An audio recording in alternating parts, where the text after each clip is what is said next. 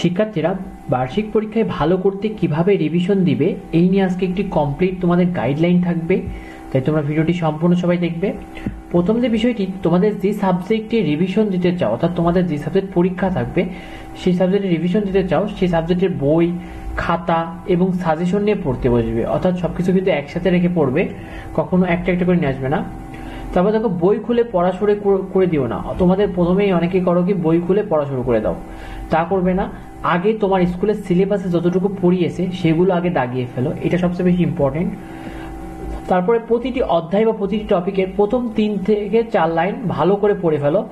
যেখানে কোনো বিষয় কাকে বলে বা ওই বিষয় সম্পর্কে কিছু বোঝায় সেটুকু শুধু পড়ো। অর্থাৎ পরীক্ষার আগে কিন্তু তোমাদের ডিটেলসে পড়া সম্ভব নয়, সেক্ষেত্রে কোনো টপিকের 3-4 লাইনটা ভালো করে পড়ে ফেলো, এটা তোমাদের জন্য অনেক বেশি কাজে দেবে পরীক্ষায় মনে রাখতে। তারপরে গুরুত্বপূর্ণ লাইনগুলো অবশ্যই দাগিয়ে ফেলো। তোমাদের যে গুরুত্বপূর্ণ যে লাইনগুলো মনে হবে সেগুলো অবশ্যই দাগিয়ে ফেলো, কারণ এতে পরীক্ষার হলে মনে থাকবেই। তারপরে একটা ঘড়ি নিয়ে পড়তে বসো এবং টাইম নিয়ে পড়ো, কারণ কি, এতে তোমার দেখা হবে যে কোন টপিকটুকু তুমি কতটুকু সময় শেষ করলে, এই জন্য অবশ্যই ঘড়ি বা টাইম দেখে পড়বে।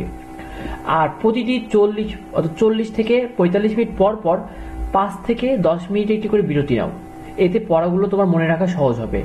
অর্থাৎ তোমরা এক নাগারে না পড়ে যদি তোমরা 40 থেকে 45 মিনিট পড়ে তারপর 5 থেকে 10 মিনিট করে বিরতি নাও, সেক্ষেত্রে কিন্তু তোমার তারপরে আবার যদি পড়ো, এভাবে পড়তে থাকলে কিন্তু পড়ার ভেতরে তোমার মনোযোগটা থাকবে।